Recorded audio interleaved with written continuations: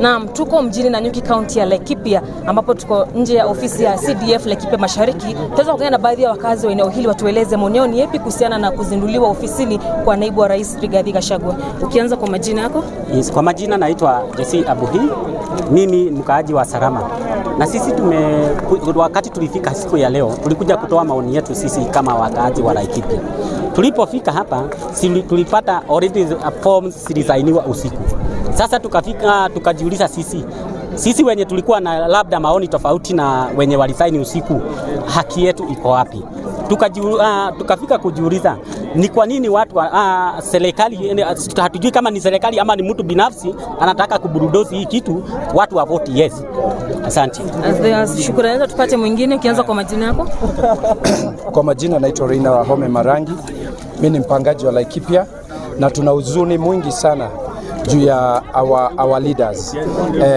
Laikipia tumesema Rigathi lazima maintain na lazima awe kwa ofisi, lakini sisi tunashindwa. Kwa nini mjumbe wetu mwenye tulimchagua hapeleki malalamishi yetu, anapeleka malalamishi yake akiwa peke yake? The other thing is, watu jana usiku they voted kusema Rigathi aende. Walikuwa wanapatiwa 500 majengo na wengine liki, na tumeona ndege ya Kionjori ikipita hapa kutuonesha hakuna kitu tunaweza fanya. Kwa hivyo makaratasi already tunajua amepeleka mahali amepeleka. Kwa hivyo sisi tunasema kama wana Laikipia, sisi tunasema Rigiji aekwe, akae hapo. Tulimchagua wakiwa na our president. Kwa hivyo sisi tutaki mambo mingi. Tuende kwa mwingine. Tupatie maoni yako. Asante. Kwa majina naitwa James Mwangi, na kulingana na vile hii exercise imefanyika, nimeona kwamba haina ukweli.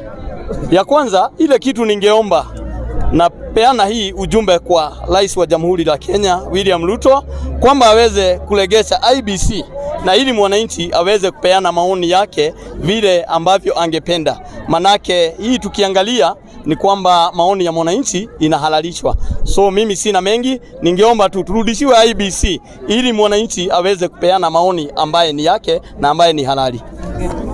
Kwa ufupi? Haya, kwa majina naitwa Rafael Kariuki. Mimi ni mkazi wa hapa Nanyuki. Mimi nataka kuongelea kitu moja. Hii fenye Ruto anachogea wabunge ili waweze kudhalilisha Gachagua. Nataka kumkumbusha kitu moja.